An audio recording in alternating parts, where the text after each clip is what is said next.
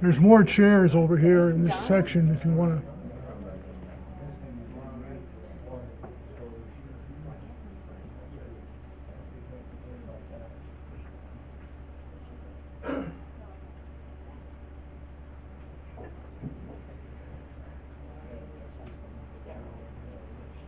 John, do you already know if we do approve everything in an item? Can we approve it all at once, or do we have to go by A, B, C, D, E?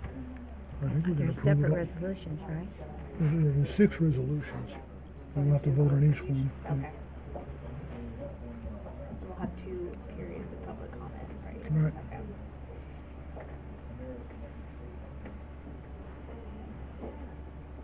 Actually, there'll be 3 because we'll have Oh, a technically public. the opening one. Right. So we just say no to the first one and go home. Well, Yeah. well, does the second one even exist without the first one? No. It No. doesn't. Yeah, we're gonna have to, someone's gonna not know that the first opening public comment isn't for this, and it's only for Yeah. like in the size.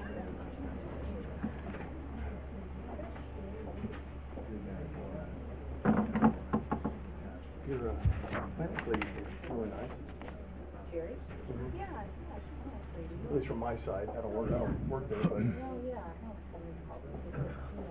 had a couple calls with her, following up, talking more about some of the candidates, and kind of circle back and talk a little more. That's good. Yeah, she's doubling up as our HR manager right now, too. Really? Don't have one of those. Ugh. She's doing both jobs. Yeah, our city manager was the city manager, the fire chief, and the director of engineering for a few months. Oh, wow. Seriously. Did they also fight fires?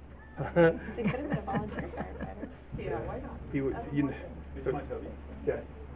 Yeah, you never knew where he was at. Never walked the whole campus just to find him. I'm like, forget it. Yeah. That's Talk to crazy. him tomorrow. Yeah. So we finally have an engineer starting the next Tuesday, and just got a fire chief last week. So, Is Series bigger or smaller than Riverbank? oh, it's bigger. Okay. Yeah, yeah, Is it 664 really or that something. big? Really? Yeah. Dang.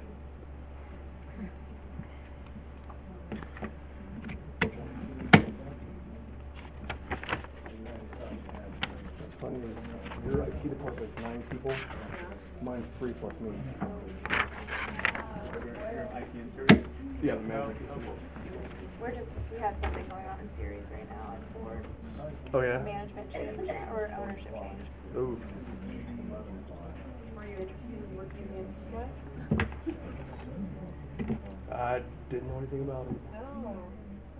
No, if Toby were to leave, I would.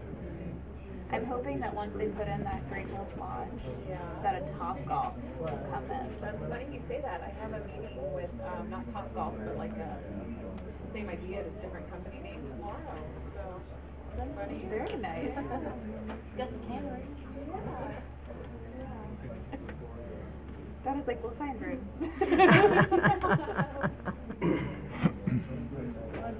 Somewhere in 388. Yeah. We could find something.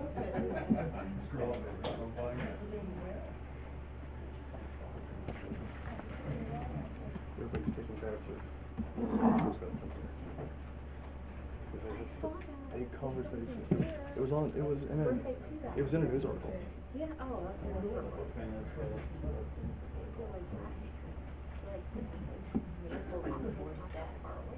Yeah, but this one would serve, Riverbank. Oakdale, Escalon, Yeah.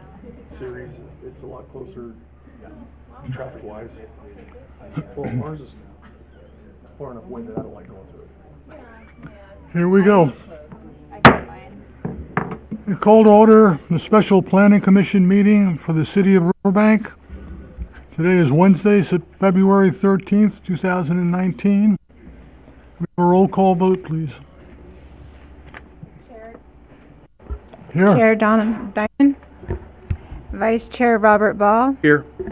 Commissioner Melissa Hughes. Here. Commissioner Joan Stewart. Here. Commissioner Mallory Finrich. Here. And we have Steve Link, our alternate, in the audience. Thank you, Jen. Any planning commission member or staff who has a direct conflict of interest on any scheduled agenda item to be considered is to declare their conflict at this time. Hearing none, we'll open the session for public comments. At this time, members of the public may comment on any item not appearing on the agenda and within the subject matter jurisdiction of the Planning Commission Board. Individual comments will be limited to a maximum of 5 minutes per person, and each person may speak once during this time. Time cannot be yielded to another person. Under state law, matters presented during the public comment period cannot be discussed or acted upon. For record purposes, please state your name and city of residence. Please make your comments directly to the Planning Commission Board. Do we have any public comments on items not on the agenda? Hearing none. We'll move on to the consent calendar. All items listed on the consent calendar are to be acted upon by a single action of the Planning Commission Board unless otherwise requested by an individual Planning Commission member for special consideration. Otherwise, a recommendation of staff will be accepted and acted upon by roll call vote. Do any commissioners? Move for approval. Second. We have a roll call vote, please. Or a vote. Chair Dinan. Yes. Vice Chair Ball. Yes. Commissioner Stewart. Yes. Commissioner Hughes. Yes. And Commissioner Fenwich. Yes. Thank you. Item 3.1. Crossroads West Specific Plan, General Plan Amendments, Pre-Zone, Certification of Environmental Impact Report, and Submission of Annexation Application to LAFCO. Donna, you want to make your presentation, please? Thank you, Chair Dinan. Tonight we are happy to have our consultant, John Anderson at J.B. Anderson Land Use Planners, with us tonight to present this application. John? Thank you, Mr. Chairman, members of the commission. Thanks, Donna. My name is John Anderson, J.B. Anderson Land Use Planning. Our physical address is 139 South Stockton Avenue, Ripon, California. Thanks, that helps let everyone hear since we got folks in the other room. I'm here tonight representing the city of Riverbank as we go through this project. This is the Crossroads West development application. It has many facets to it. It's a fairly complicated project. On the table in front of us are just a few of the documents, including the notice of prep that was prepared for the EIR, a copy of the draft EIR that was done, a copy of the final EIR that was prepared to respond to comments that were given to us on the draft, also a copy of the agenda and the staff report, and then in the audience is a copy of the specific plan that we've been working on for the last 3.5 to 4 years that's being presented to you tonight for consideration, and then ultimately to the City Council for consideration as well. I have with me tonight in one of these rooms, either this room or the room next door, Elise Carroll. She's with De Novo Planning Group. She's the represents the firm that was involved in preparation of the environmental documents. And Elise, are you around? Where are you, Elise? Elise is here. She's in there, and she's going to come in. There's Elise. Elise is here to respond to any CEQA-related issues that are raised as part of tonight's public discussion. So thank you, Elise. Also in the audience, I think, is Ken Anderson. Is Ken with you also, Elise, in the other room? Ken's going to come in here for a moment. And Ken Anderson is with Katie Anderson Transportation Planning out of Loomis, California. Ken is the city's traffic engineer, and we rely on Ken for this project as well as a number of other transportation projects in the city. And then we have Kathleen Cleek is in the audience somewhere in the back. Kathleen works for the Public Works. We have Michael Rydell as well, working with us on public infrastructure related items. I didn't see Bill Cole. Is Bill Cole here tonight? Bill Cole's not going to be here. The Chief's here? Chief's here. Chief Kiley is here as well. So it's been a pretty much an all-staff effort here. Obviously, a number of documents that we're in charge of reviewing. I've got a PowerPoint that I'm going to be going over. The documents that I'm referencing have been available to the public either at the library or at the North Hall of City Hall or the South Hall of City Hall, and then, of course, available off the city's website if you have the ability to grab those documents off the web, or, of course, hard copies are available here at City Hall. We did, as part of this effort in preparation for tonight's public hearing before the Planning Commission, receive 2 bits of written communication. Both of those have been presented to the Commission for their deliberations, considerations tonight. One is a letter from Caltrans dated February 13th, written by Tom Dumas. And another was an email correspondence between Donna Keeney and Rick Kimball. and Rick, thank you very much, and Rick Kimball, and that is dated, Rick's initial comments were dated February 5th, so those will be part of the public record for tonight's discussion as well.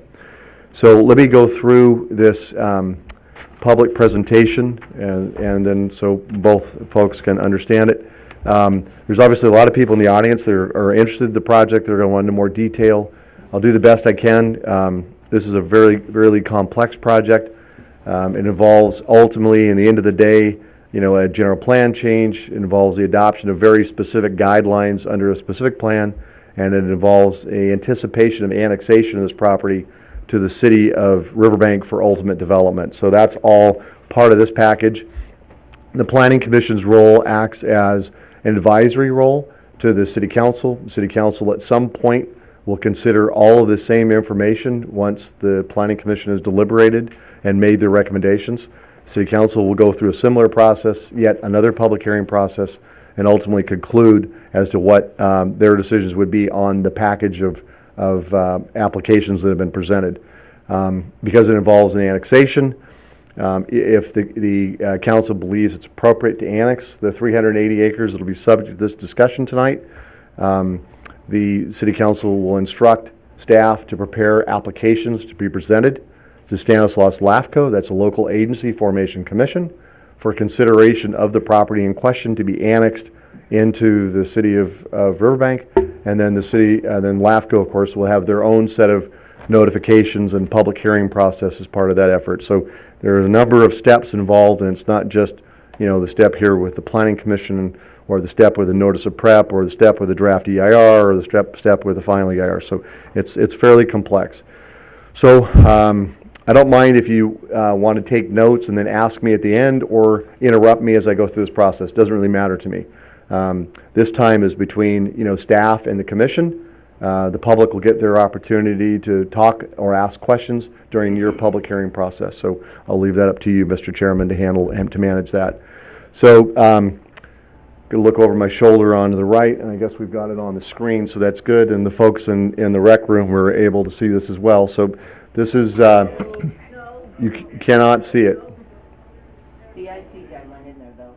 Okay, well then I'll slow down, because what you should have on the screen is a map showing what Stanislaus County Local Agency Formation Commission adopted as part of a sphere of influence.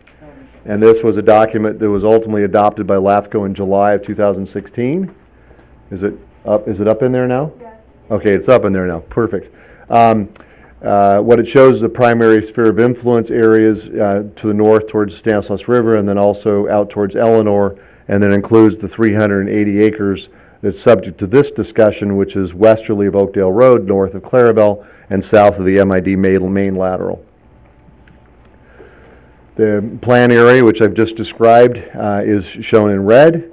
And again, this is the 380 acres that's subject to this application. The existing adopted general plan land use designations for this area specifically, this was part of a combined effort that Commissioner Joan Stewart participated in, initiated back in 2003, ultimately adopted by the city of Riverbank in 2008 as a general plan opportunity for showing future growth. Illustrated this area in this type of orientation, mixed use. They had sites for civic, which would have been school sites. They have areas designated for parks, which is the green, areas designated for residential, which is the yellow, areas designated for mixed use, which is the properties south of MID Lateral 6, immediately north of Clarabelle, and then westerly of Oakdale Road, and then some medium density and high density designations within this plan area. That's existing, that's the plan, that's the policy that we're moving forward with at this point. In 2014, as part of a comprehensive effort, we reevaluated what the city's annexation strategies would be. City Council adopted a resolution to restate these as part of a February 24th, 2014 action. Talked about that the plan areas would have to be physically contiguous. Talked about that the specific plan areas would have to be about 2 acres or so to be considered.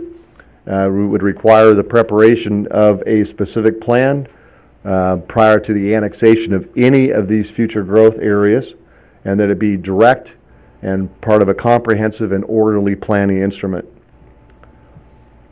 Specific plan would have to demonstrate that facilities and infrastructure, meaning water, sewer, storm drain, roads, are adequate to serve the proposed development or proposed annexation area. It would provide areas for right-of-way, utilities, ag buffers, within the boundary of the plan, and then we would also talk about connectivity for existing city street systems and right-of-ways that were suggested as part of the circulation element, and then ultimately that it would have to, the specific plans would have to adhere to adopted city content standards. They would not be approved unless infrastructure is in place or planned, and then adequate financing strategies developed. And then this last one's pretty important, that city staff would basically focus their attention on these annexation efforts until about 50% of that area is developed, and before they'd move on to another master plan area. So with this project specifically, there's quite a bit of history. It hasn't just happened overnight. In 2014, there was an advanced funding agreement executed between the City Council and the developers. What that meant is that the developers would pay 100% of the effort, 100% of the effort associated with all the environmental documents, with the development of the specific plan, which is the guiding document for this area, and any and all staff time involved with the proposal. So it would not be a drain on general fund, and that it would not be subsidized by the existing folks of Riverbank. The first draft specific plan was presented for our review in December of 2015, and as that plan has evolved, we've been able to release the notice of preparation for the EIR in March of 2017, copy of which is on the table. City Council workshop on the plan was conducted in February of 2018. We released the draft EIR in June of 2018 for a mandatory 45-day review period, which expired on August 2nd, 2018. In September of 2018, we conducted a joint Planning Commission City Council workshop on the plan itself. And then ultimately in January of this year, of 2019, we released the final EIR, which Elise Carroll's firm with De Novo prepared, which was a specific response to the 10 comment letters that were received by us during the draft EIR process. So what is the project? So the project is a mixed-use development. It consists of a number of different types of land uses. It's similar, not exact, it's similar to what was planned as part of the adopted 2008 general plan. And you see many of the same types of things that you saw on the general plan document, including an expansion of the regional sports complex north of Morel, including park components, including a mixed-use development south of MID Lateral 6, north of Clarabelle and westerly of Oakdale Road. Residential development, additional mixed use, which is commercial or residential or both, at Morel and Oakdale Road. And then low-density residential, as well as medium and high-density residential opportunities. Plan also includes opportunity for a 1 to 3 acre fire station site on the west side, which is very critical. That's an early issue that was addressed and as part of this plan, as well as the opportunity for an elementary school site and a middle school site somewhere in the plan area that would be defined and agreed upon by the Sylvan Union School District, as well as the developers that are proposing urban development within this area.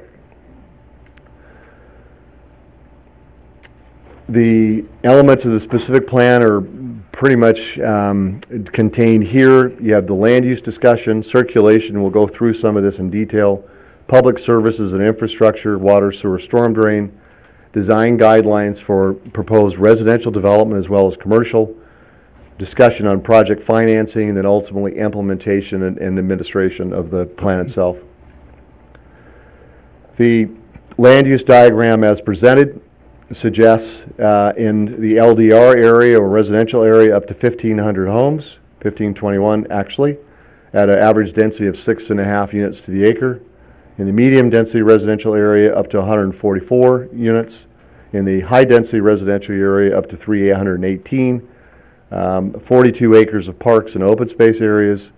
And like I said, two school sites, 12 acres for the elementary school site and 20 acres for a middle school site. In the mixed-use areas, there's quite a bit of flexibility to do either commercial or residential or combination thereof, and the land use table describes those opportunities. So in the instance of the MU1, which is the property that is controlled by the Broman Development Company, this is the property that's south of MID Lateral 6, north of Clarabelle and westerly of Oakdale Road, consists of about 56 acres. Or 54 as shown in this exhibit because of some right-of-way takes, could conceivably deliver up to 550 square feet of commercial development. Conversely, they could tone that down and develop up to 360,000 square feet commercial and about 350 residential units. So there's some flexibility depending on their ultimate land use plan to develop a combination of the two. Mr. Anderson? Yeah. Could you point out on the map exactly the parcel that you're talking about? I don't know if I can do this and it'll actually, can we do it with the cursor? Well, if we do it with the cursor, will it show up on all the screens? There we go. Thank you, Janet. Yeah. That'll show up on all the screens. So where the cursor, where the arrow is the property that we're talking about. Thanks. That's helpful because now both rooms can see which property specifically I'm talking about. Thanks, Janet. As a point of reference, What is that size compared to the current retail part on the other side of Oakdale? Well, the developers are in the audience. They could probably answer that. I don't have that number on the top of my head, but I know they know exactly how many acres they're being taxed on, so they'll be able to respond to that. So hold that question, and I'm sure they're making notes, so they'll respond to that. On paper, it's almost as big as Crossroads East with Home Depot. okay. Thank you, but I still don't know the exact answer. So, okay. So any other questions so far? Okay, I'm going on. So, circulation obviously is a big part of this overall project. We've got Morel Road, we've got Crawford. Crawford Road is going to make an alignment to the north. In other words, there's going to be kind of an old Crawford Road and a new Crawford Road. This was part of many, many years of discussions with the ranchette owners on Crawford Road. It was an issue that was part of the general plan discussion back in 2005 to 2008, and in the circulation element that was ultimately adopted, this segment was disconnected, so there wouldn't be a thoroughfare of Crawford Road continuing on further to the west, using existing Crawford Road westerly of this property. So that's why you see it making a little bit of bend.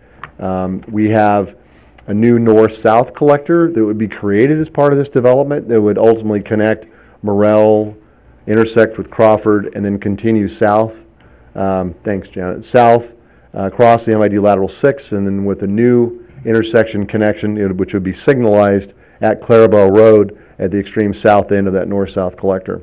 It's been suggested that there would be roundabouts similar to what we have along Crawford Road and the existing Crossroads development at Crawford and at the intersections of Crawford and the new north-south collector and the intersection of Crawford and Morrell. That's what's been suggested by this diagram. John, in the specific plan, it talks about a temporary gate on Crawford Road. Yep. Does that jog to the north make that gate unnecessary? No, the gate's necessary. And I'll show you in another exhibit and show you how it all comes together. So again, circulation along Oakdale Road. There are segments of Oakdale Road north of Crawford, between Crawford and Morrell, that would be improved substantially as part of this development. So when development adjacent to it along Oakdale Road is developed, Oakdale Road gets improved to what you currently see south of Crawford to Clarabelle Road. Same basic configuration. In fact, you'll see it here in these cross sections where you have well, it's described. You'll see south of Morrell Road to Crawford. Again, you have a continuation of the bike path and Class 1 on the east side, and then continuation of planting and sidewalk, and then bike path on the west side. And the same thing on the Oakdale Road section, which would be south of Crawford to the MID lateral.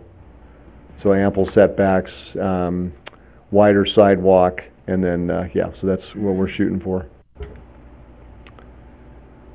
So, again, circulation, talking about Crawford and Morrell, again with a roundabout, proposed gate emergency access. There's a blow-up of this, which will answer the chairman's questions regarding what's going on with existing Crawford. I think that's the next exhibit here. Well, it's a little bit further down. I lied. So Crawford, Morrell, so the issue is that there may be walls against the MDR, maybe walls against the residential development. We're really not sure at this point because we haven't seen development proposals. We are providing, sidewalks, planting strips, bike lane, a little separation between the parking lane and the bike lane, so when people open up their car doors, they don't wipe out a bicyclist that's trying to use the bike lanes, and then two 12-foot travel lanes. So that's what we're talking about along Morrell Road. So here's that circulation issue that you were referring to, Crawford Road. So we have to plan for it as an EVA access. That's what we're suggesting. It's all on the project side, so it's not outside the limits of the project, so it doesn't affect one of the adjacent property owners. So it's within this development area that we would be developing a crash gate, so to speak, with EVA access to existing Crawford, which would serve as a connection point for emergency vehicles, fire, emergency, and ambulance, that type of thing. It's important that this gets installed early on through the construction process because the residents along Crawford Road have made it very clear to us that they don't want to see even construction-related traffic on Crawford Road or an increase in construction-related traffic on Crawford Road as a result of this development. So I've talked about this, circulation of the north-south collector. This is kind of an approximate alignment of what it might look like. There's another item on tonight's agenda that'll talk more about, the Broman development and approximate location of where this intersection at Clarabelle Road might be as part of that effort.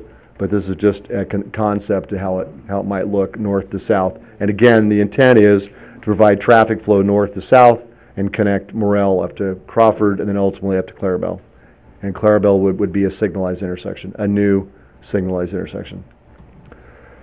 So this is what that north-south collector would look like. You basically have kind of a storm drain park component with amenities yet to be determined. You have Janet, can you use the arrow, please? So you have if you look at the sidewalk, you have a 10-foot sidewalk to the left, off to the left, so that'd be the west side, 10-foot sidewalk separated by landscaping, another 9-foot planter strip, and then you have your pavement section, and then parking lane, and then planting strip, and then sidewalk. So, and the idea is that, where it says it's a wall or less lots front, and we're pushing for some kind of an alley treatment along that segment with lots that do front. This is continuation of the north-south collector north of the Basin Park, same kind of concept, but you would in essence have, because of the bike path, a 12-foot wide sidewalk and bike path. You can point to that one as well on the left side. There you go, boom. We're not going to have homes fronting on that because no one would want to have a 12-foot sidewalk bike path in their front yard. So the idea is they'd probably have backup lots in that condition. Water systems, integral part of this overall project is that obviously they're going to connect to the existing city water system, but part of the city's master water plan is that we would need to drill another municipal water well. It's been decided the best location for that is up in the north of the project as illustrated, adjacent to the MID lateral. And then they're going to be required to install 1.68 million gallon peaking reservoir in the south. So you'll see that on the diagram, Janet, just north of MID lateral 6, and that's where that peaking reservoir would be, or water tank, for lack of a better term, would be located as part of this overall development project. And then the looping of the water network system with the 12-inch water lines running throughout the entire project, which serves as an extension of the existing city system for pressures and whatnot, but also with the new water source and the tank, it'll help resolve some of the pressure issues that we've experienced out in this area that we've become aware of and we're very concerned and working towards resolving. So this is kind of a blow up of where the water well site would be up against the MID main lateral. And this is a blow up of where the peaking reservoir might be, or water tank, down in the south of the project area. Storm drain is a big issue. The state of California has really come down on all local government to implement what they call low impact development standards. We are under mandate to conduct pre-treatment of stormwater at development sites before it goes into public infrastructure. So starting at the home site or starting at the commercial lot. So we're asking the developers, as part of this development, is very specific, that they'll be doing pre-treatment systems like this before the water gets into a public system, and the public system then handles it. Ultimately, the stormwater with this project, some will be perked. We do have clay soils out here. Some of the water will be perked. However, they will be discharging overflow stormwater into the Modesto Irrigation District's facilities. One located MID main lateral in the north, and the other located MID lateral 6 to the south. So two locations. And then with the commercial development to the south, Janet, you can put that arrow up there. Commercial development to the south, their storm drain solution is again to do pre-treatment within their development area, but then to pipe it off-site to an existing basin and existing storm outfall into MID lateral number 6. And obviously all the engineering calcs and stuff need to be provided to the city. Well, actually some have already been provided to the city to demonstrate capacities there. There's some franchise agreement changes that need to be made between the city of Riverbank and the Modesto Irrigation District to accommodate that, but MID is well aware of what our intentions are. Conceptual parks and recreation. These are concept drawings only. The city's in the process of developing a Parks and Rec master plan. We're very concerned about the level of amenities that are delivered in these park storm drain basins at the end of the day. Sue Fitzpatrick is actually in the other room. I think I saw her, so she's available also for questions and comments. But this linear system suggested along the north-south collector would provide both functions, one function for storm drain pre-treatment as well as function for Parks and Rec, as well as there's other Parks and Rec opportunities throughout the project, including the expansion of the regional sports complex north of Morel, which is the next diagram. So conceptually, you would have expansion of parking at this regional sports complex, which is important not only for a community amenity and for servicing a regional sports complex of this size, but also to be used as a buffer between recreational areas, the soccer fields and whatnot, and the proposed residential units that would be located on the western edge of that expanded regional sports complex. So this is an illustrative example. Final plans and drawings still need to be reviewed and approved by the city in coordination and discussion with the Parks and Recreation Director. So amenities, we're talking about, decorative paving, of course. We're talking about separated Class 1 bikeways. We're talking about decorative walls and treatments in certain areas, not everywhere. We're talking about decorative lighting. We're talking about concentrations of certain types of street trees. For example, along Crawford Road, to promote, the planting of Chinese pistachio trees, which is what we have predominantly along Crawford Road now. The planting of cork oak along Oakdale Road, again, consistent with what we already have. So trying to keep with those existing themes and then coming up with some other types of street tree themes along the major collector roads that are suggested. Residential architectural concepts. So a specific plan includes everything. This is kind of our implementing strategy. So it includes, from a residential perspective, some key architectural features and designs that will have to be part of the residential development that are brought forward within these development areas. The guidelines provide suggestions, and they also provide opportunities for new architectural styles to be presented. With a project of about 1,500 residential units, I mean, it's conceivable that it could take 20 years or so to develop this amount of land, which is similar to what Crossroads took. And during that time frame, you could have an evolution of architectural styles that the guidelines are envisioned to embrace. So we've built that into these architectural guidelines as well. Commercial architectural concepts, this is representative of what Broman has in mind. Obviously, they took examples of what they've already built within the Crossroads Commercial Center, and then also examples of some other types of architecture that they may want to bring forward within this development project. And I think they're still working with their architects to develop exactly what their theme might be within this area, but this plan provides the flexibility for that. And I'm sure they can address that in further detail because they are in the audience. Project financing. The project consists of 3 phases. You'll see that in a minute. Financing strategies. There will be area-specific impact fees, which are unique to this 380-acre geographic area. There could be special assessment districts, special tax districts, community facilities districts for maintenance purposes. It's very common now for development in the city of Riverbank to have developers commit to participate in maintenance districts for things like streets and roads and storm drain systems and lights, park and landscape maintenance, as well as extended police protection.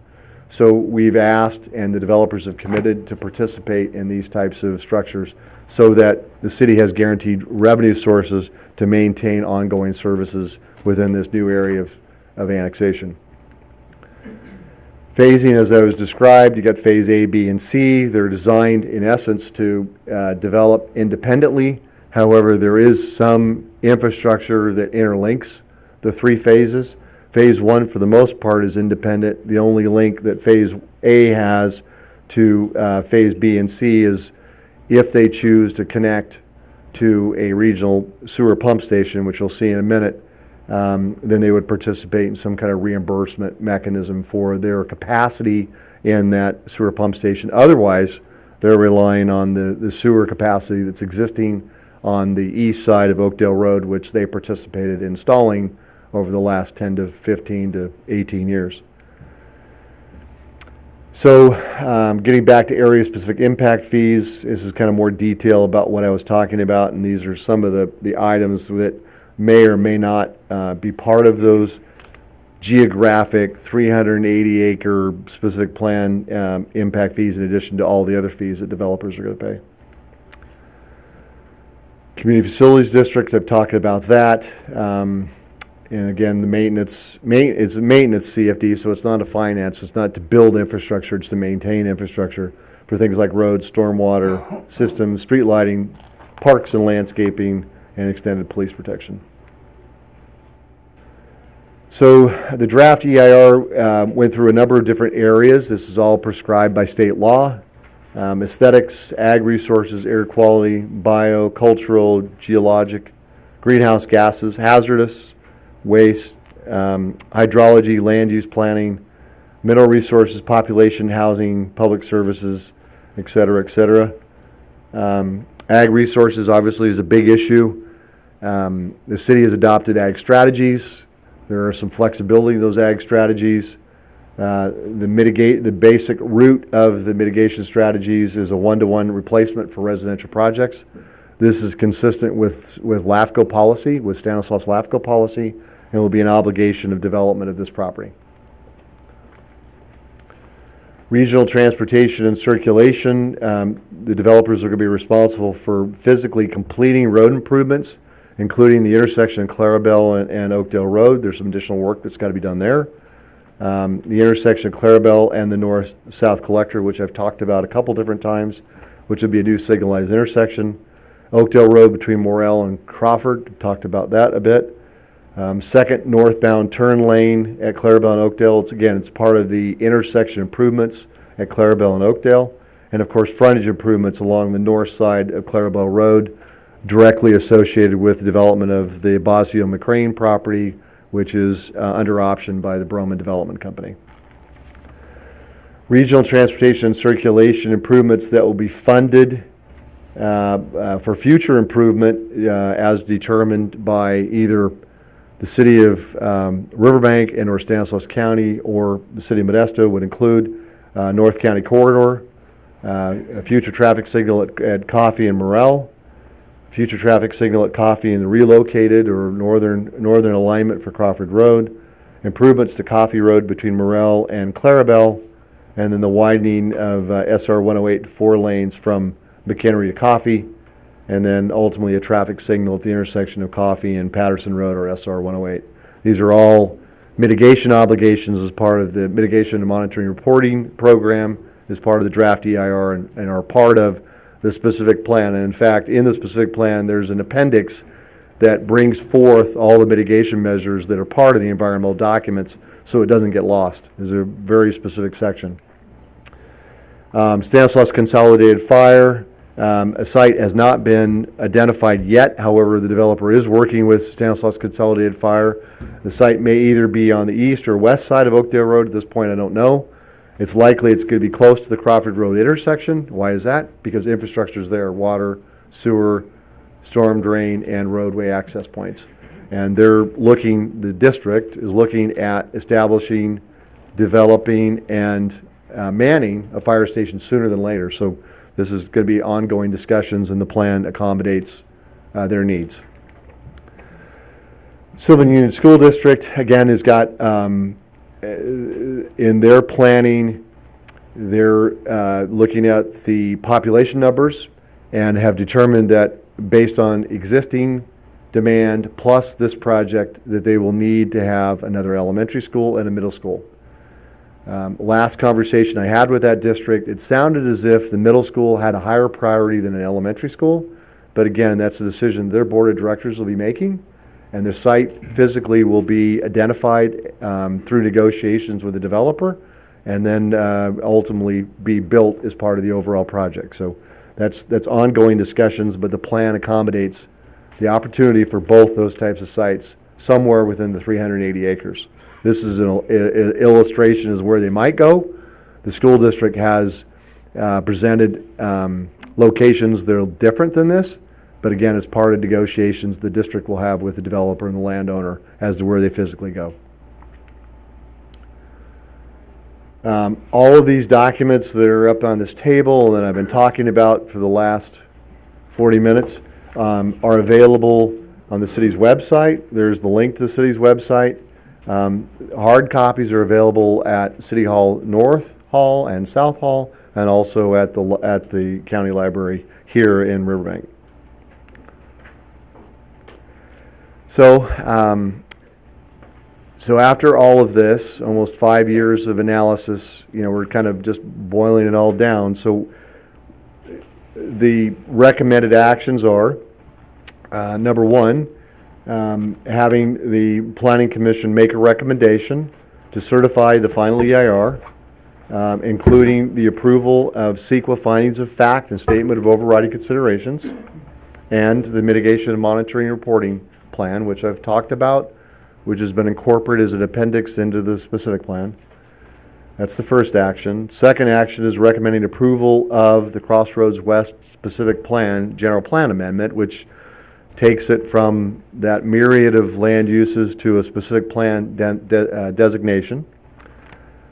Third action is adopt a resolution which would recommend approval of the plan and pre-zone, because again, the property is not part of the city, so we're pre-zoning it to specific plan 3. So this would be the third specific plan that the city has. The first is the downtown specific plan, and the second is the Riverbank Industrial Complex, and this would be the third.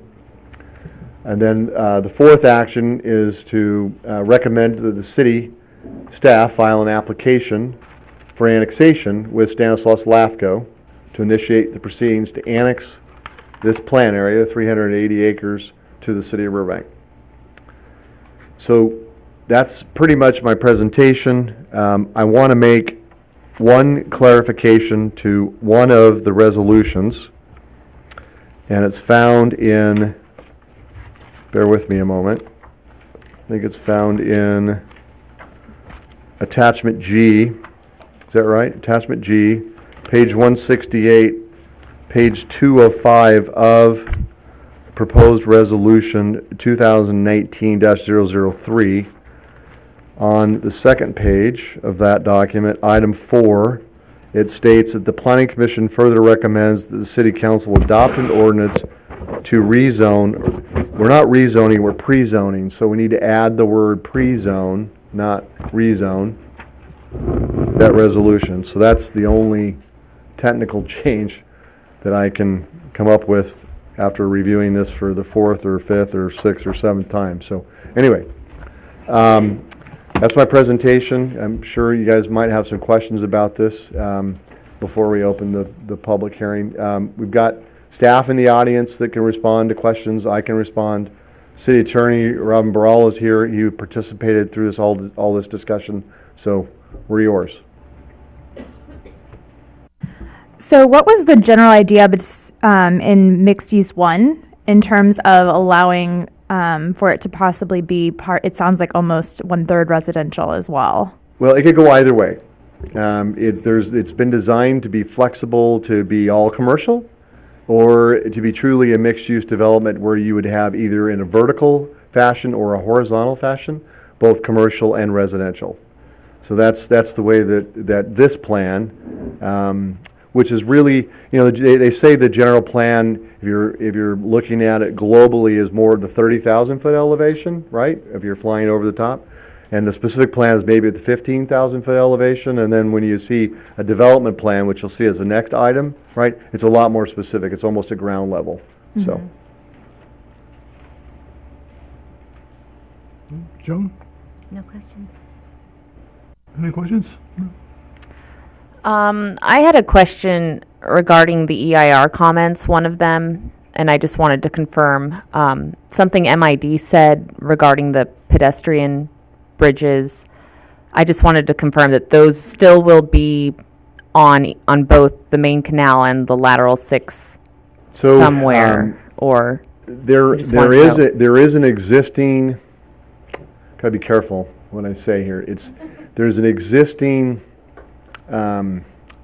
path. It's not really a perfected path, but there is an existing path in the north going across the MID main lateral.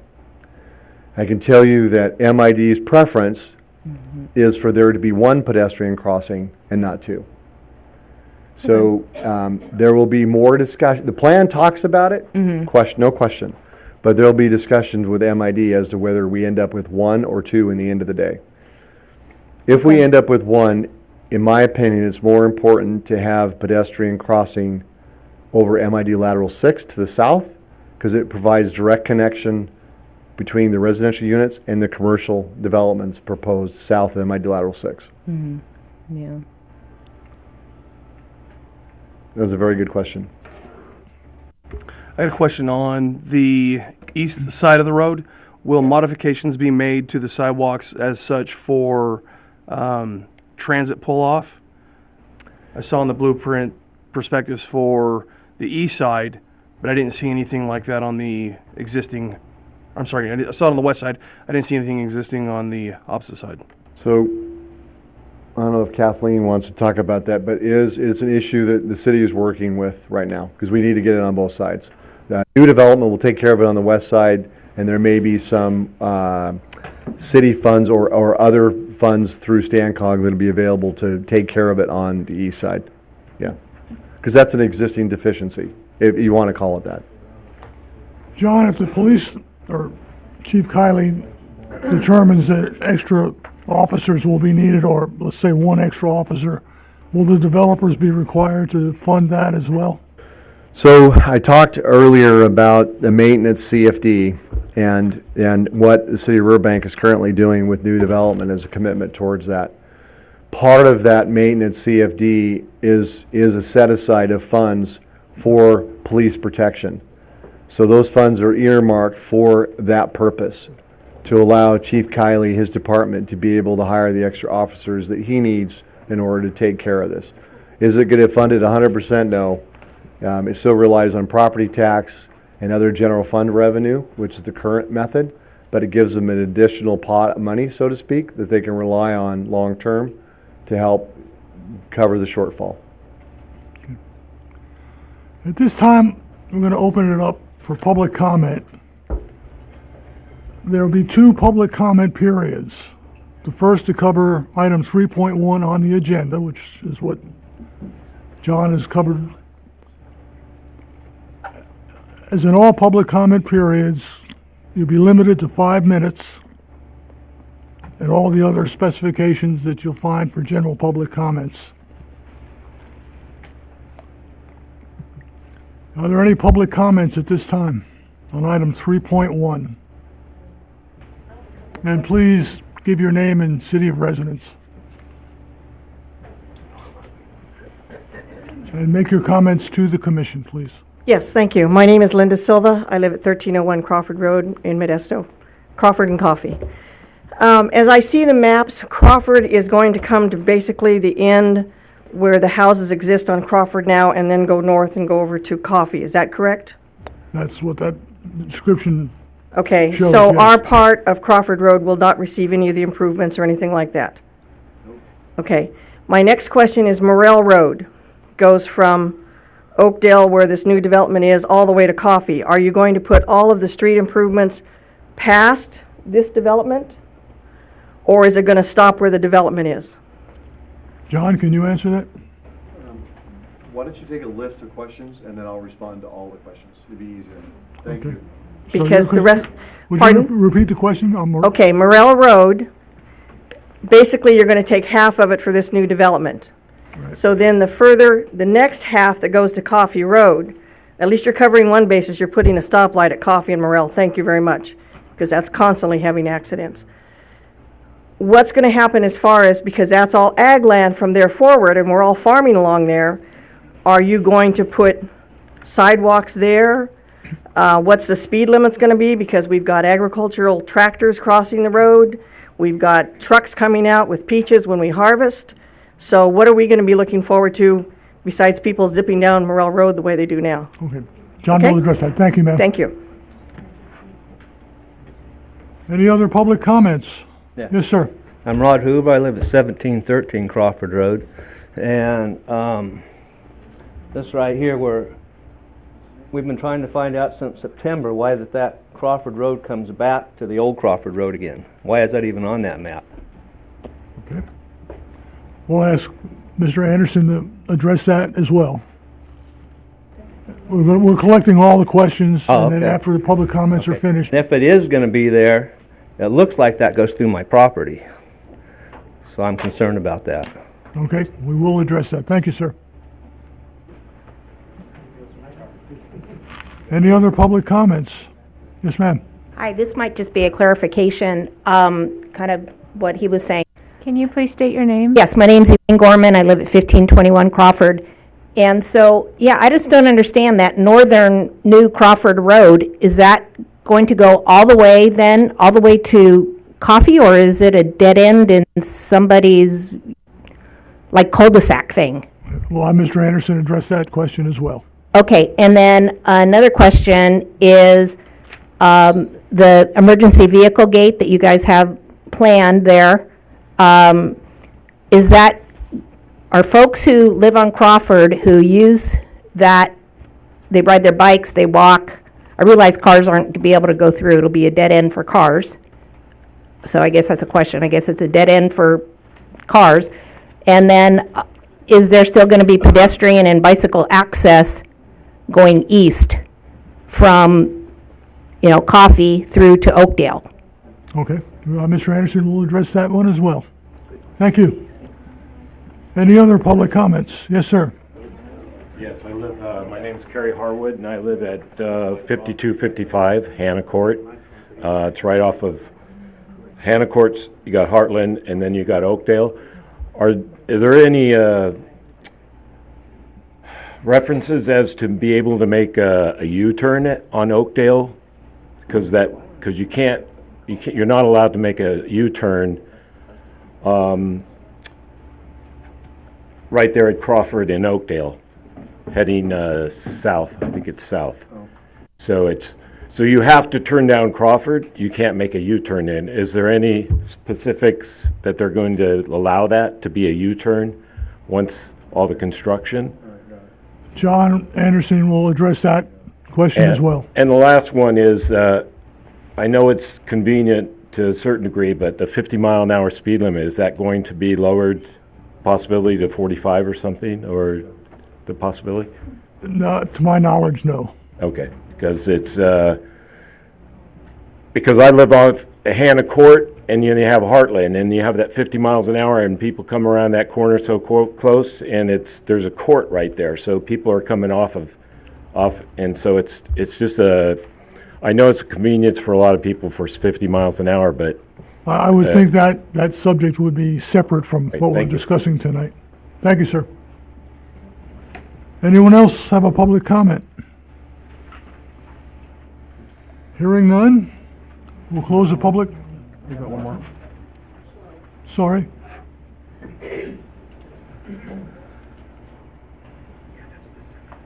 My name is Evelyn Halbert. I live downtown.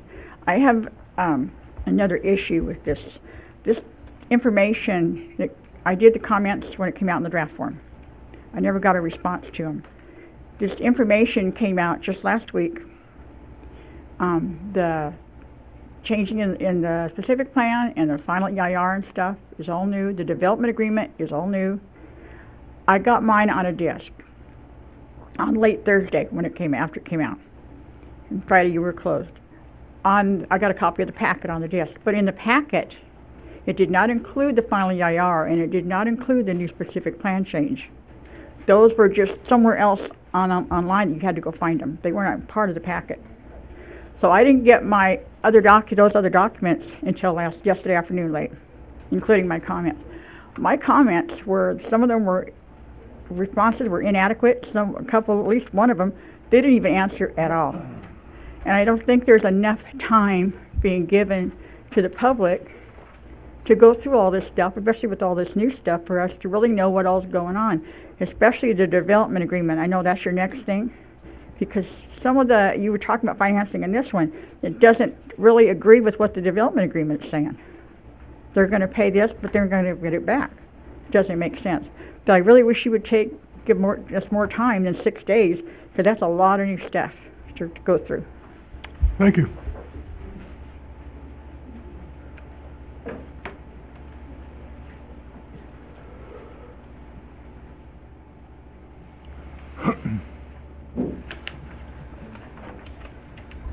Good evening, Chair Dinan and Commissioners.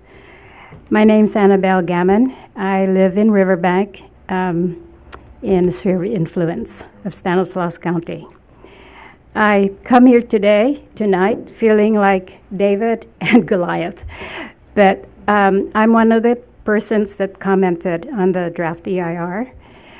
And I still feel concerned that this is going on forward very quickly.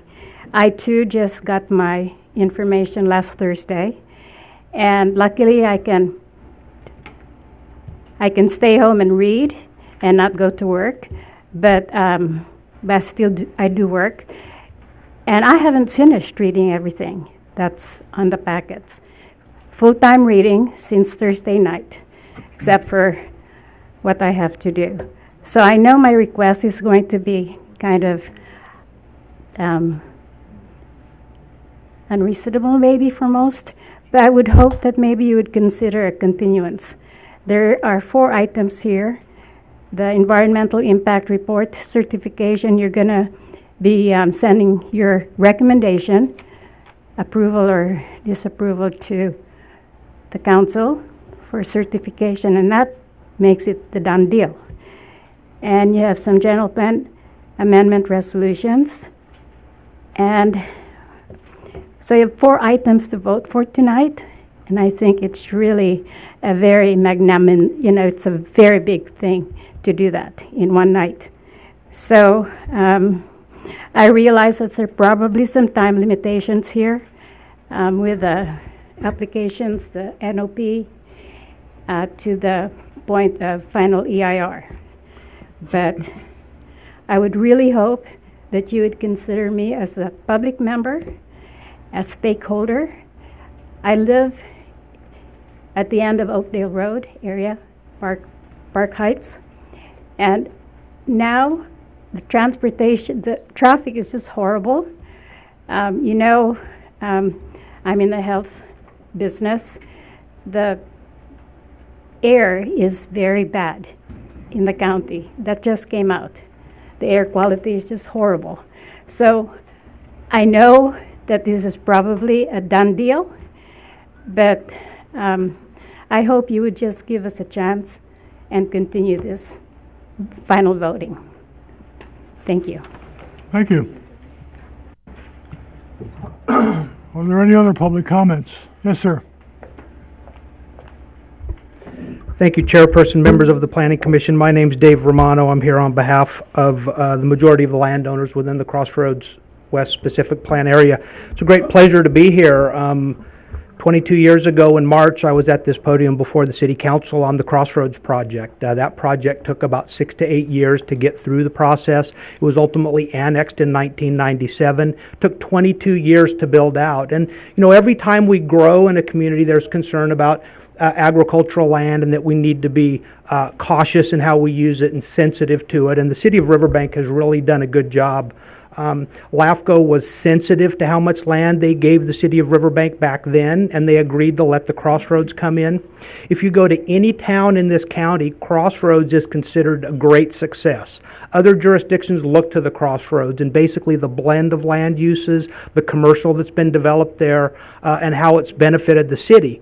Because of that success, as we started forward with this project, we actually wanted to build on it. And so generally you try to think of a new and a clever name, but why not use what's already considered high quality and successful? So we decided to name this specific plan Crossroads West and build on it. There are actually 3 major landowners who have funded this effort. They've spent the last 4 or 5 years working with your staff, with city staff, with planning staff, with park staff, with engineering staff, with outside jurisdictions getting this plan ready to proceed forward. And those landowners own about 360 of the 380 acres. And I want to recognize them. They're here today. The first is the Machado family. They've owned the dairy for over 75 years. They were a landowner in the original Crossroads project. They're farmers and landowners. They're not developers, but they know that the City of Riverbank has identified this through their general plan process as an area for growth. The council has recognized it as an area for growth. LAFCO, 2 or 3 years ago, moved it into your sphere of influence and determined that this should be the next area that the city grows. And so those landowners felt it was appropriate to spend their resources to get this into the city. The second is the Herigfeld family. They're just next to the sports park. They have about 60 acres. They've owned their property for over 40 years. They've participated actively in the process. Chris Herigfeld is here today representing his family. And the third is Broman Development Company. Broman Development Company worked with the Bozio and McGrain families to develop the original Crossroads Shopping Center. They're the same landowners now that have the mixed-use 1 area, and they continue to work with them to build on that success. The commercial development right now is kind of a difficult business, so Commissioner Hughes, they've asked for a little bit of flexibility. That flexibility that they've asked for in mixed-use 1 is almost identical to what they did across the road, where they were able to build a little bit of residential. It helps get some infrastructure in to get that commercial kicked off. And so that was the reason that that land use has a little bit of flexibility, but still is a strongly commercial play. So with that as background, a lot of times these projects, you think that they've just, it's just come upon you all at once. This has been before the council a couple times. There was an entire general plan process that was adopted in 2009 that identified this as an area. So really here we are 10 years after the general plan was adopted, looking at the first major annexation. Specific plan is consistent with your general plan. The residential land uses are diverse like your general plan wanted to have, has a higher level of pedestrian amenities, dual use park basin, allows you to expand the sports park. It's basically Crossroads West, but not a 1997 Crossroads West, a 2019, or a Crossroads to 2019 Crossroads West. I want to mention a couple of things. When we did the Crossroads project originally, the Crawford neighbors were very concerned about that project. And in fact, if you wonder why that little kind of pork chop is in the middle of Crawford, in the middle of Oakdale Road at Crawford, that was because the Crawford neighbors were concerned at that time. To answer a couple of the questions, and Mr. Anderson can kind of add to them as well, your general plan that you adopted in 2009 actually did not continue Crawford Road through. And so one of the challenges in this specific plan was, how do we do that? Do we just terminate it? And what we decided to do was move it a little bit to the north, where it terminates.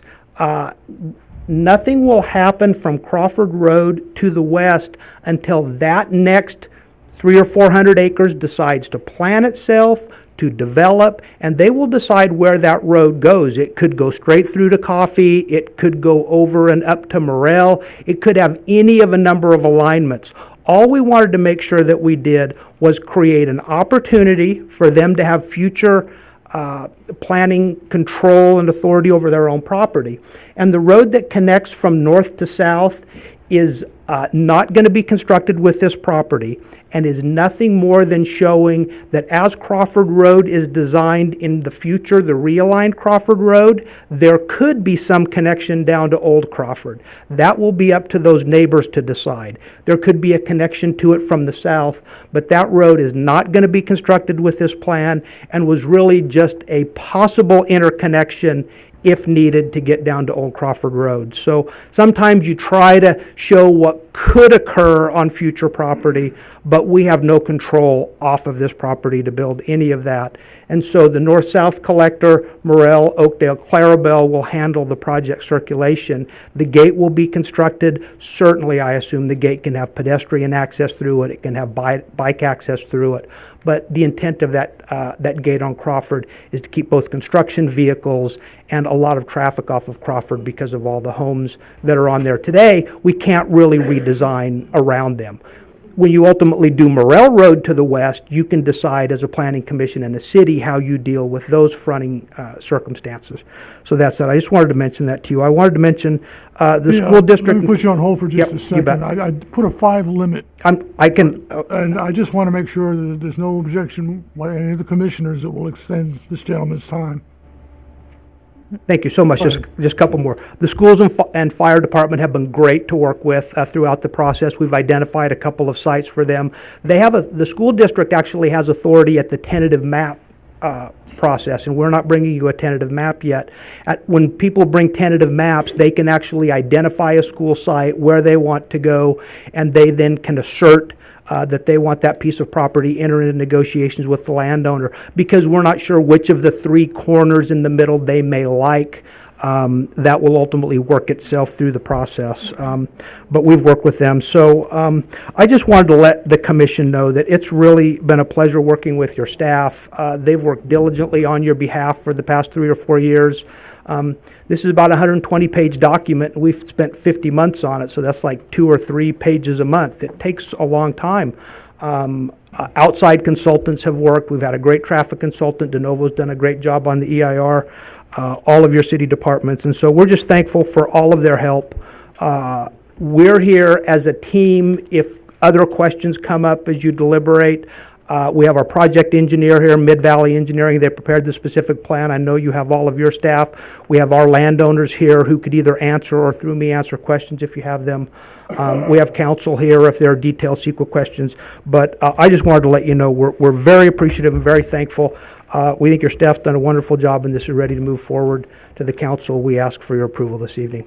Thank you. Thank you. Are there any other public comments at this time? Hearing none, we'll open it up for questions and comments from the commission.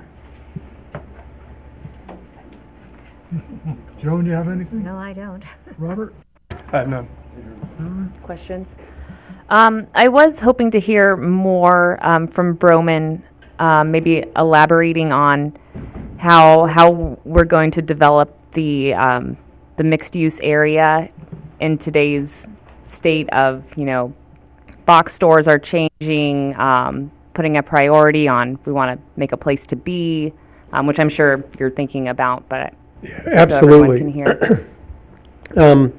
Mr. Chairman, members of the council, thank you for the opportunity. I think that's one of the reasons why we built the flexibility. We're very proud of what we accomplished in Crossroads 1, and we think that Can you please state your name? Oh, yeah, I'm sorry, Daryl Broman, Walnut Creek, California.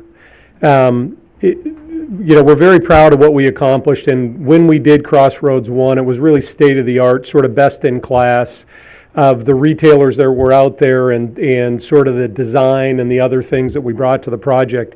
And I think one of the things that you see is, as a long-term owner, we're not one of those people who comes in and sells projects. We build and hold and manage and maintain long-term ownership. We have a very patient approach. And so if we don't find the right tenant for a project, we just don't build for that tenant. And so we wait until we find the complementary tenants. We try not to do things that are, just an opportunity to get a building, but get the best in class that sort of creates synergy for the rest of the tenants. And one of the things that we were very strongly or was a very important criteria for us in moving forward on Crossroads 2 is that in today's environment, I think some of the development criteria that we would use in the past has changed, and we believe that it's super important to bring other elements to our projects today.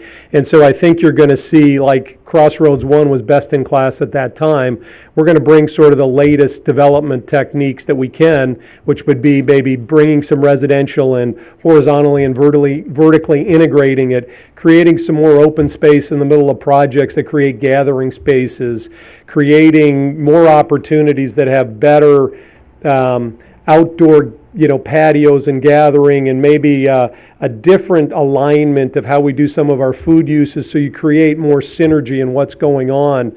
And we believe that success of these kind of projects going forward in the future sort of demands that we sort of take it to the next level of doing really innovative stuff. What's going to make people, like shopping in today's world, for the next 5 years and for the next 20 years is really going to be about providing something special. There's got to be a unique reason to be in these projects.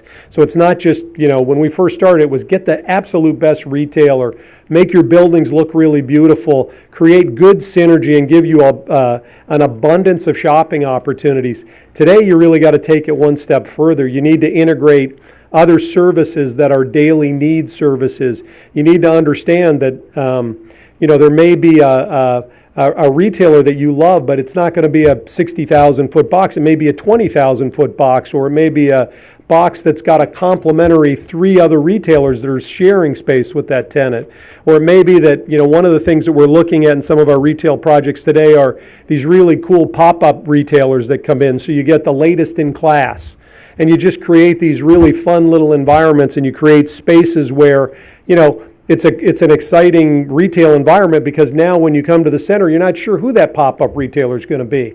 And it just creates a little bit more excitement, and it makes it something that's a little more special than, just the traditional retail. And so, I think those are really great questions. Why is there some flexibility built in that? It's because we're a long-term owner. We've been working with the city for almost 18 years now, and I think you can see we're now down to 2 pads that are remaining in that project. But there was a long period of time where we owned a lot of land where most developers would have just come in and put retailers that wanted to be there. We said, wait a minute, we want the right people to be in the right places so that you create long-term success. And I think that's one of the reasons why that's been successful. But I think the exciting part for us is that we now have the ability to bring some complementary uses to what exists today. And we also have the ability to do some more exciting things that'll make everybody, not only in the new Crossroads West, but in the existing Crossroads, successful over the long term. And that's, hopefully gives you a little bit of a flavor of what we were thinking. Oh, yeah, great, thanks. Thank you. Absolutely. Thank you. John, do you want to address some of the questions that have arisen? Yeah, thank you, Mr. Chairman, members of the commission. Again, John Anderson, representing the city of Riverbank. Dave Romano kind of did an overview of and answered some of the questions, but I wanted to address them very specifically and try to get back to a couple of the points that were raised here. Hopefully I'm going the right direction and not backwards here. Linda Silva had a question regarding Morel Road beyond the project. So Morel Road, as it goes through the project, will be improved both on the north and the south side by the developers that are adjacent to it. Morel Road, as you move westerly of the project to Coffee, will be in the existing condition in the county. And the county and the city of Riverbank will work collectively to make whatever improvements that are necessary to accommodate traffic-related impacts. I know Stanislaus County is very concerned with that, not only in this area, but also on the road segments that are south of Clarabelle that are actually in the city of Modesto's growth pattern. So the same condition kind of applies in both. As development in this area moves forward, they're paying a number of impact fees, and one of those impact fees is for county roadway systems. So the county has a pot of money, so to speak, that they can rely on to go make the necessary improvements to accommodate the additional traffic. So it's going to be a relationship between us and Stanislaus County. Rob, I'm sorry, I can't remember, didn't get his last name, talked about link to the south to the old Crawford Road going through his property, and I think Dave Romano addressed that. This diagram, Janet, can you take that cursor and, whoops, did I just move that? You did. Okay, there you go.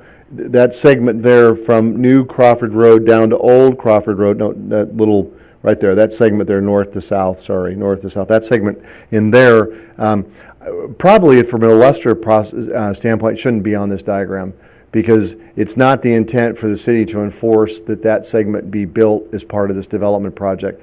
The concept is at some point there's going to be a linkage, as Dave Romano has suggested, from the New Crawford Road, either north to Morel or westerly to Coffee Road, or at some point south to the existing Crawford. I suspect it'll never go south to the existing Crawford, and it'll probably end up going directly west at some point in some alignment to Coffee Road, and potentially a connection up to Morel. But at this point, we don't know, because a development proposal has not been presented for that. Elaine Gorman had a question regarding Coffee Road at Crawford, and access ped and bike to the east. So Dave Romano talked about that. As a EVA access or a gate component, yes, pedestrians will be able, it's not wall, I'm not talking a wall here. Trump, we're not talking about wall. We're talking about, something that's accessible.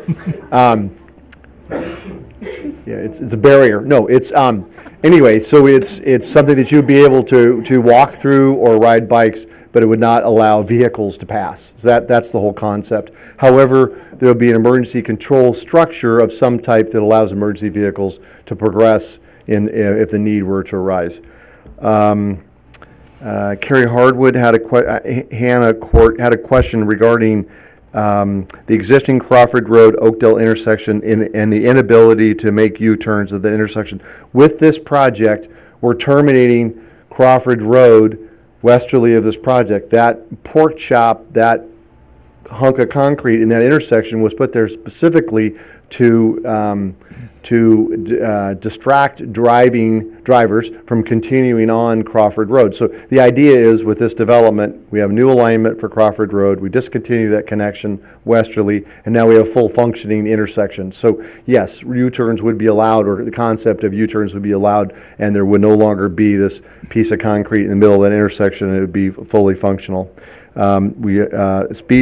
Speeds along any roadway segment are always analyzed as part of a speed survey that the Public Works works on specifically with the police department. So there's a process already set up for that. Evelyn Halbert and also Annabelle Gammon made specific reference to the fact that they have not had sufficient time to review the documents that are available to us. They made reference to the fact that things weren't available to them until last Thursday. Last Thursday is when the agenda was published. That's when all the documents are brought together. Many of these documents, in fact, most of these documents have been available for months, if not years.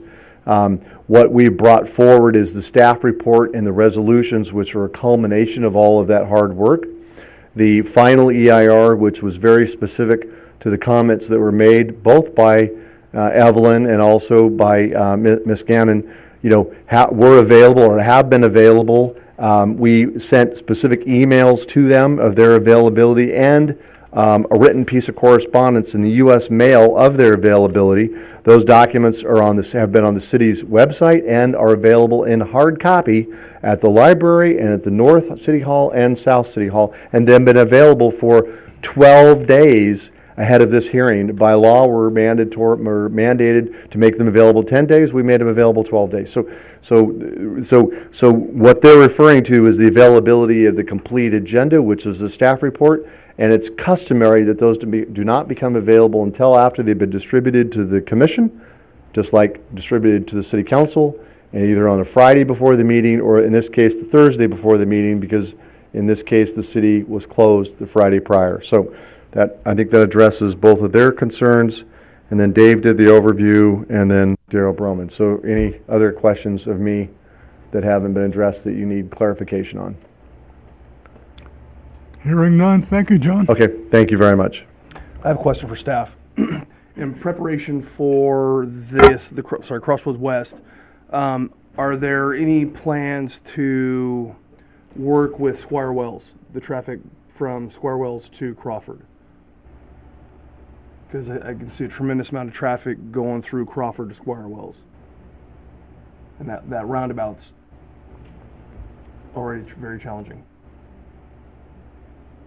You talking about people like going a back way to get over to like the Home Depot area, maybe? Mm-hmm. Oh, okay. Or, well, yeah, it'd be a lot easier to get into Crossroads coming across Crawford from that side versus hitting Oakdale, coming around, looping back, or across Clarabelle. Well, Ken Anderson's in the audience. Ken may be able to address that. He's been with the city through the city's general plan update. I don't know if Ken was part of the original Crossroads traffic analysis, but he certainly was, the principal in charge of preparing the traffic analysis for this project. Ken, are you still here?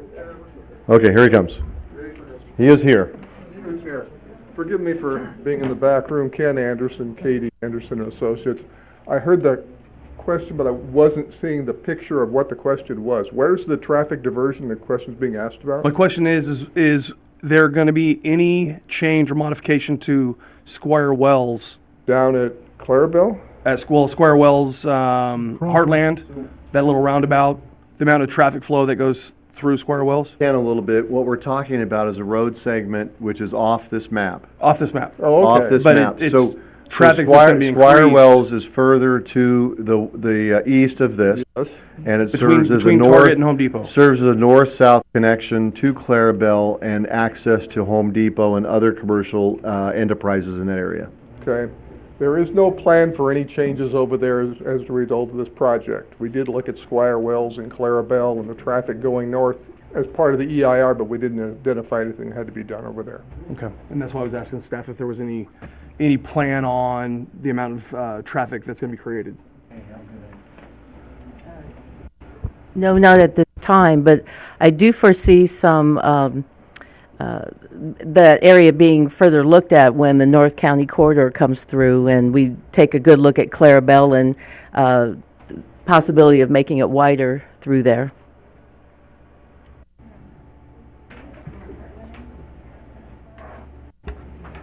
Yeah, people go through there about 40 to 50 miles an hour. Well, that is farther north of the Clarabelle Squire Wells intersection, but when the North County corridor comes through, I believe we'll be looking at all those adjacent to where the corridor will be. All right. I think at this point in time, it's time for a vote on these 4 items, and I'm assuming we should take each item one at a time. So item A is the Environmental Impact Report Resolution.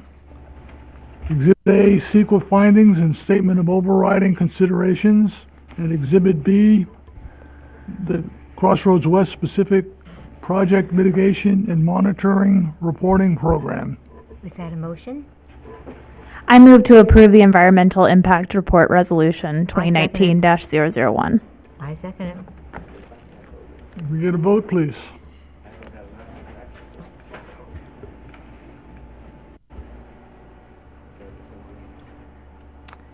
So Commissioner Stewart, Yes. Commissioner Hughes, Yes. Commissioner Fenwich, Yes. Vice Chair Ball, Yes. Chair Dynan, Yes.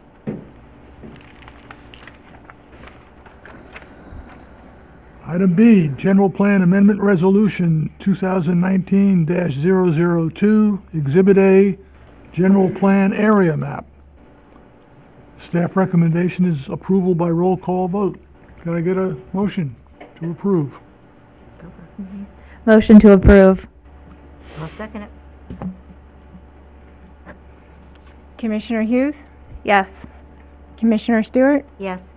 Commissioner Fenwich, Yes. Vice Chair Ball, Yes. and Chair Dynan. Yes. Okay, that passes 5-0. Item C, Specific Plan Resolution Number 2019-003. Exhibit A, Crossroads West Specific Plan dated February 2019.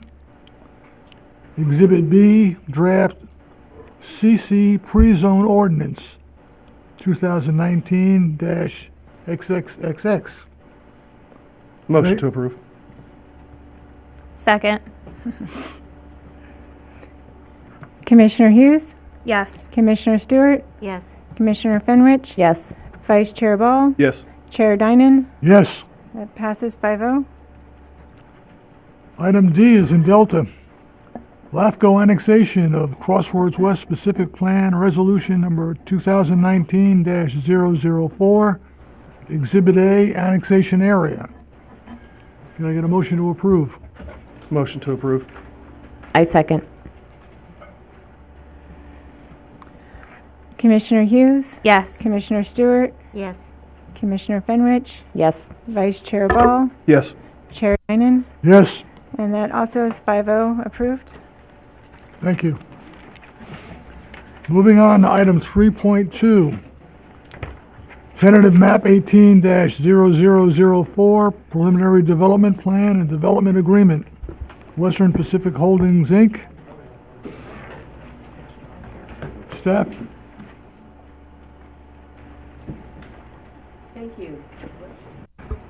Thank you, and good evening, Chair and Commissioners. So this is item 3.2, the Crossroads West, and I will be presenting a short presentation on the tentative parcel map, the preliminary development plan, and then the city attorney will follow up with a discussion on the development agreement. As you've seen in the previous item, our sphere of influence encompasses this project area, the 380 acres off to the west side of the city. When we talk about the 380 acres, it's this whole area. We talked about all the circulation, the utilities, the houses, the commercial area, all upon this map that John really brought the details forth for us as to the specific plan that we've worked so hard on. So we're now going to take it down a level to the project area of this tentative map. You can see it outlined here in red. This would be a project proposed by the Broman Development Company for the 58 acres of commercial. As you can see off to the side, we have Oakdale Road, and across the bottom, Clarabelle. As we've mentioned before, it's about 58 acres, and it would include 35 commercial parcels up to 550,000 square feet, excuse me, or the mixture of a possible 360,000 square feet of commercial with some residential. So this is what the parcel map looks like. You can see there are quite a few of those long, narrow parcels there, and that is to encourage the flexibility of the project. For example, you see a large building space where those lot numbers are.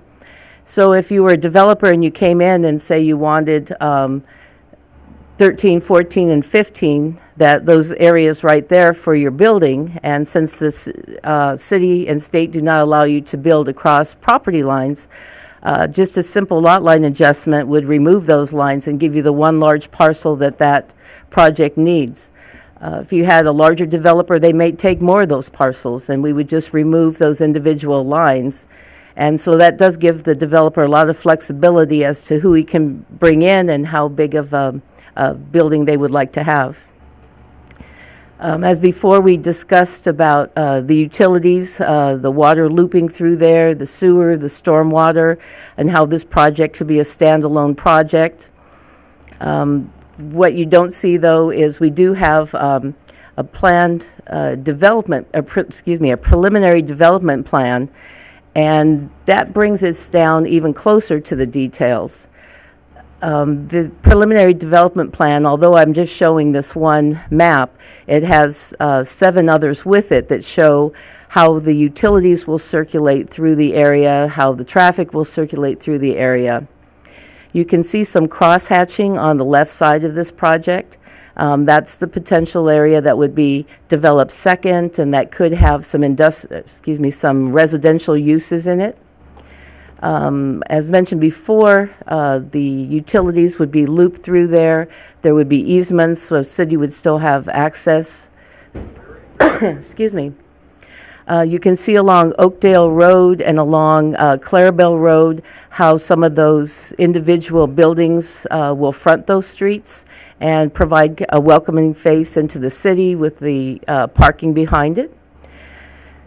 And there will be access of pedestrian and bike over the canal and down the bike lanes and bike paths in order for folks in the general area to be able to access this commercial area without bringing their vehicles. I would be happy to answer any questions on that, or we could just segue right into the development agreement that Robin has. Are there any questions from commissioners? Let's segue into the development agreement. If you could go back to the slide with the preliminary development plan. Absolutely. Sure, we'll just keep that up for reference. So I'll just go over the. Good evening, Commission. I'll go over the key points of the development agreement, and there's some information in the staff report about the sort of the underlying principles of development agreements, which I think are worth repeating here. There's 3 major, benefits of a city negotiating a development agreement with a development group. The first is the concept of vested rights. The development agreement provides certainty that the developer can proceed with development in accordance with what's being approved.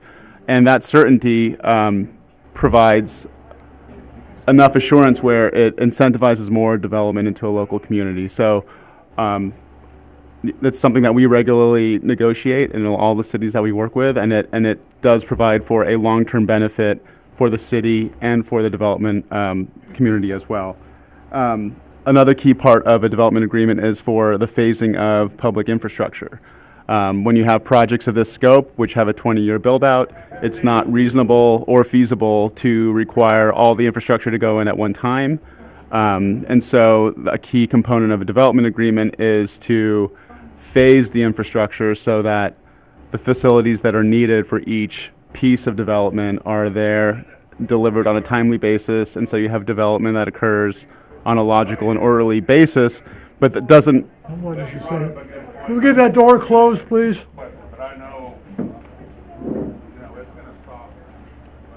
Thank you. Thanks.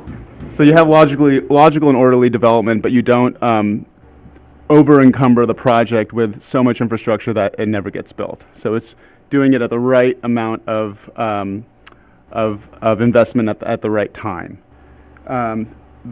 Another key piece of a development agreement is having the right finance mechanisms that benefit the city and also allow the development to proceed and allow for this project to be ultimately successful for everyone involved. And so those are the sort of the underlining principles. And this development agreement has components of each of those. Starting off with the term, it's a 20-year term for this MU1 project. As has been discussed, the first Crossroads project took about a little bit less than 20 years to build out, so it's not, a 20-year term is pretty standard. In this case, we have this being processed in the connection with a annexation proposal. So this development agreement would only take effect once the annexation is approved. And on top of that, once the developer takes legal title to the property. So there's two, steps that need to occur. And that's also very common with development agreements, especially when you have a project that's currently outside of city limits. The applicant for the development agreement is Western Pacific Holdings. It's a related entity to Broman Development Company, so it's, as has been discussed already, it's the same developer that has developed the original Crossroads project. So going to the issue of vested rights, what are we vesting here with this development agreement? Well, you have before you the preliminary development plan. You've seen the tentative parcel map. At the end of the day, the right that's being vested is the right that's defined under the specific plan, which goes back to this issue of it's a little bit of a flexible right, the right to develop 550,000 square feet of retail, commercial, or a combination of retail and residential. And if it's done under the combined approach, then that commercial retail gets scaled down a little bit. So at the end of the day, the development has to proceed in accordance with the specific plan and the related project approvals. There are some subsequent approvals that will be required for each actual commercial pad or residential component that's built. There's going to be a process for site plan review. There's going to be a process where staff determines that planning commission review is needed. There's going to be opportunity to get into the very detailed minutia of when these projects are actually ready to develop. So that's a vested right that's provided to develop in accordance with the specific plan, but the development agreement acknowledges that there's going to be some subsequent approval that's required just to get on the specifics of each building that's proposed. And the specific plan has a process identified for how that works. There's an exhibit to the development agreement that's a very detailed phasing plan, and that's I believe it's exhibit F. And so, if you follow that phasing plan, you see there's roadway improvements. There's a phased approach to the improvements to Clarabelle, because there's a pretty significant expense to do all at once. So the city spent a lot of time with the developer making sure that, that the right investment goes in so that you have an attractive development, and that, but that also the developer is allowed to phase that so that it's feasible for the build out of the project. So the first phase, you're going to have improvements to Oakdale Road, Clarabelle Road, sidewalk improvements, the water and sewer looping improvements, and then you have sort of the finishing touches that would happen after phase 2 and phase 3. And at the end of the day, for any project that develops, there obviously needs to be the infrastructure to serve the project and the roadways and so that's the key governing principle, is that that there needs to be the right infrastructure in place. So the phasing plan also will be subject to a little bit of flexibility depending on what develops within the MU1 and when. Going to the financing portion, there's an Exhibit G to the development agreement that lists all the public improvements that are required for the MU1 project. And if you look at that exhibit, it currently estimates the cost of those improvements at about $8.5 million. There is a system in the development agreement for reimbursing the developer for the installation of those facilities. And it's important to understand that this process is pretty commonplace for cities to reimburse the developer when they're installing regional facilities, right? So if you're talking about an improvement to Clarabelle, that's a major thoroughfare to the city, they're installing an improvement that has a regional benefit. And so that's the whole purpose of the city's impact fee program, is to develop a pool of money, and then when those improvements are needed, the city has an account to draw from to make sure that the improvements actually get built. And in this case, what's common as well is rather than for the city to install those improvements, to have the developer install them and to get reimbursed through the city's impact fee program. The impact fee program has a line item for each improvement that's been determined to be a regional improvement, and there's a dollar value associated with that. And so that's what they're able to draw from to make sure that that there's enough money for all the improvements that are needed under the impact fee program. This development agreement has an additional component, which is the sales tax sharing agreement. And what we wanted to do this go around with the development agreement was to basically model. We started with the 2003 development agreement as our sort of base. And so one of the things that we did was we looked at it and said, well, we're not going to just adopt the same thing that happened 20 years ago. We need to sort of modernize it a little bit. And so this goes back to this issue of, from the city's perspective, the best benefit to the city for this MU1 property is to generate as much sales tax as possible, because that helps keep the city in a revenue positive place. And so the sales tax sharing agreement is a mechanism by which the city and the developer are both incentivized to bring in an end user that brings in as much sales taxes as possible. And so the way that the sales tax agreement is structured is that 50% of the sales tax revenues from that new development only that would be coming online would be used to help pay for the public facilities that were required to serve that property. So you have... Question, would that be in perpetuity, or would there be a limit to this agreement? Only to the point in that there's a separate exhibit in the development agreement which outlines the costs that are reimbursable through the sales tax agreement.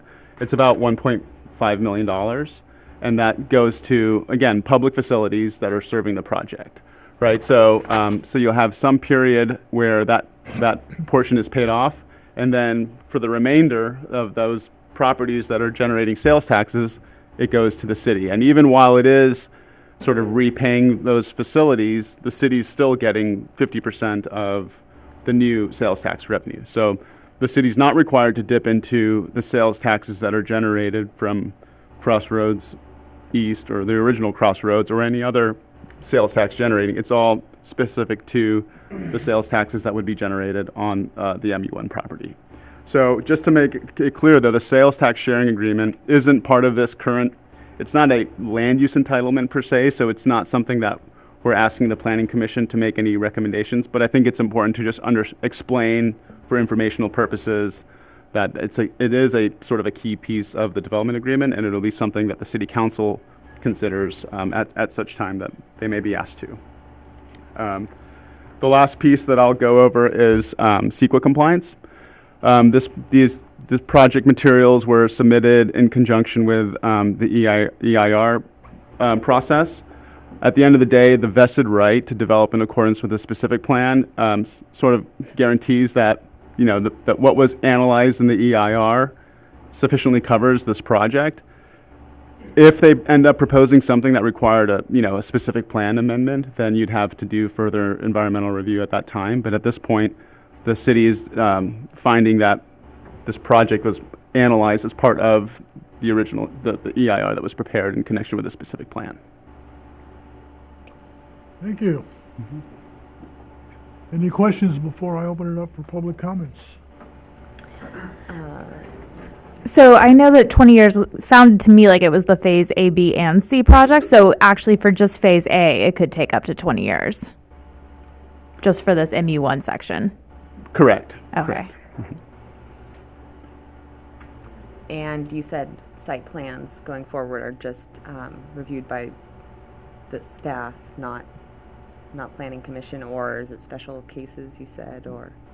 There's a process laid out in the specific plan for either larger projects or projects which the planning director refers up, or if a planning director provides a response that the applicant doesn't like, they can also appeal it. So there's a suite of options. The first step is, like most applications, you submit to staff, and then the staff would review and process. There is a provision in there for administrative approval for smaller projects as well.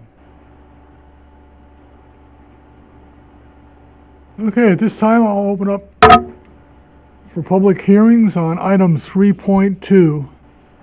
Ground rules remain the same, limit of 5 minutes. Please direct any comments to the Planning Commission.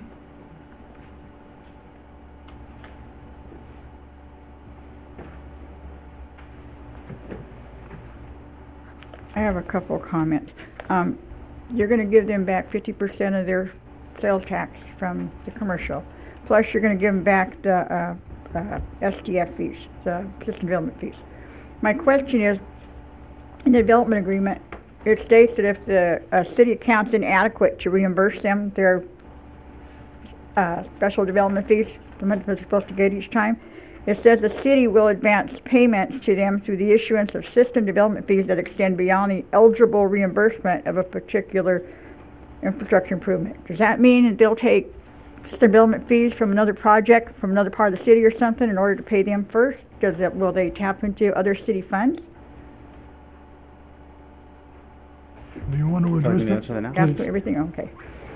So to go into a little bit more detail, with the reimbursement from the SDF program would be based on what's allowed under the SDF program. There may be a situation where the actual cost for installing an improvement, right now we're living in the world of estimates, right?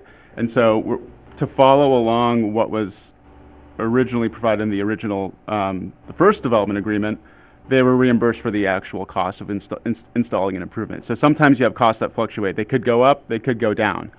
In the event that construction costs exceed what's in the SDF program, there's a provision for the sales tax agreement to bridge that gap between what's authorized under the SDF program and what the actual costs are. And again, it goes back to the notion that these types of projects provide long-term benefits, and that's that was the process of negotiation that we went to get into a sales tax agreement that had a 50% split with a little bit of overage in case costs actually do exceed what's been estimated in 2019. Thank you. But can they tap other funds to pay them that money? Can the city take other funds to pay them that money? There's no obligation, and there's clear provision prohibiting the city from using general funds. The SDF program, there are situations where, In other words, they can put if they have projects in the older part of the cities or other parts of the city, they can put them on hold because they need the money to pay them. They can do that. That's a possibility. No, the city has the discretion to determine how the SDF program is utilized. Okay, same thing. The other question I had is on the finance maintenance district, because it says in there that It refers to them annexing the commercial and the residential into CFD 2016-1. If I remember right, that finance district is on the east side. Can you have part of it on the east side and part of it on the west side and nothing in between and still annex it? Or do you have to put everything in it in order to annex it? Yes, it does not have to be contiguous. Okay.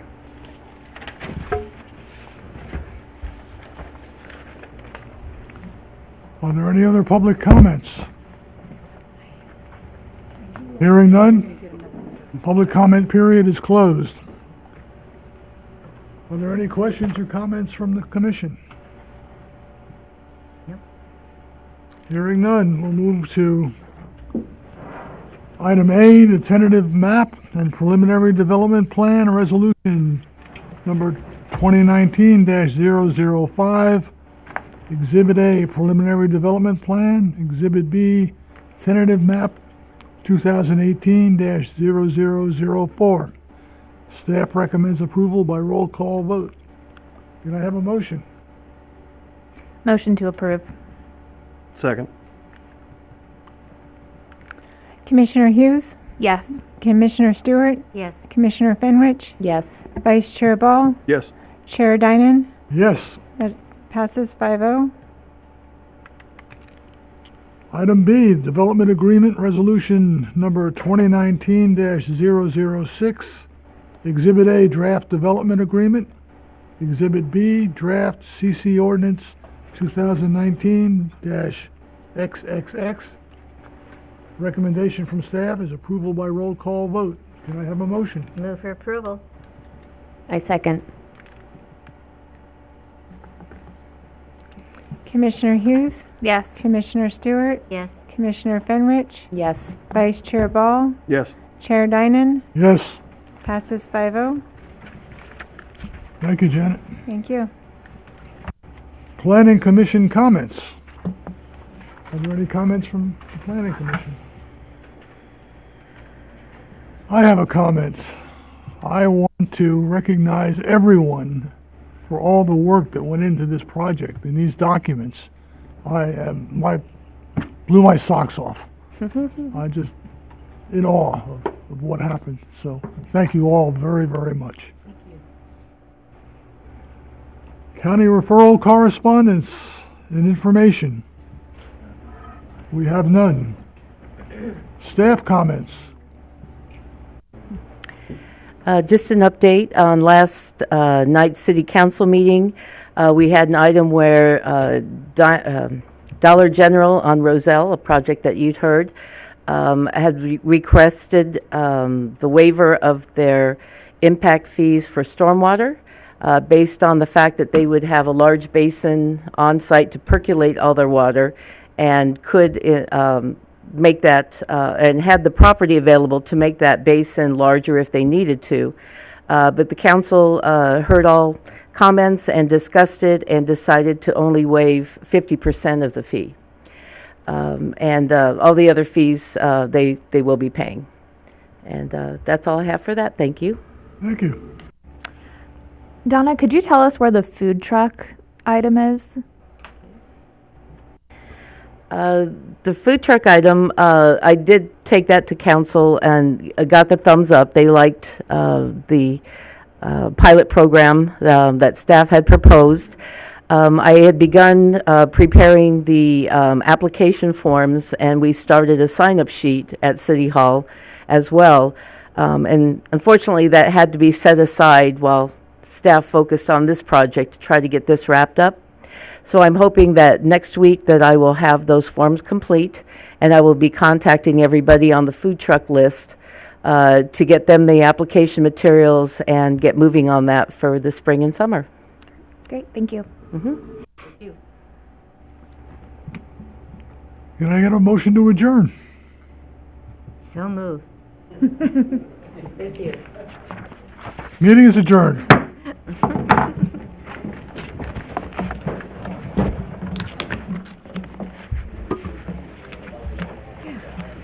Yeah, thank you. You read through all of that. Thank you so much. We'll have maps coming back. Eric? looking at this the whole time. Is it cream cheese? Yeah. Well, I was like, one of my friends is a volunteer firefighter, Eyeballing and it, I like was just the waiting for you to turn fire your back. department's response where they I included grabbed that, like, one and then I thought, I don't know if and I was it's like, tacky to just eat I don't a need to cupcake up know here. all of this. Hey, it's under the radar. That's the leather mini ones. Now, if it was one of those big bundt cakes, I might have had somebody approaching the bench. I had it right before the meeting started. I was gonna say, hopeful how that I did wasn't you going to eat have like yours? cream on my face or something. I would have warmed up out there. Hey, I thought there would be I'm too. surprised someone could look at Okay. I was surprised. My daughter walked out of the house Friday night. She's like, "Hey, there's a big pile of stuff here at the door." I'm like, "What is it?" It's farther down the block. Oh crap! No, we can't. Oh, yeah. I must have read 20 hours. Yeah. I was home alone. I was a little scared. Like,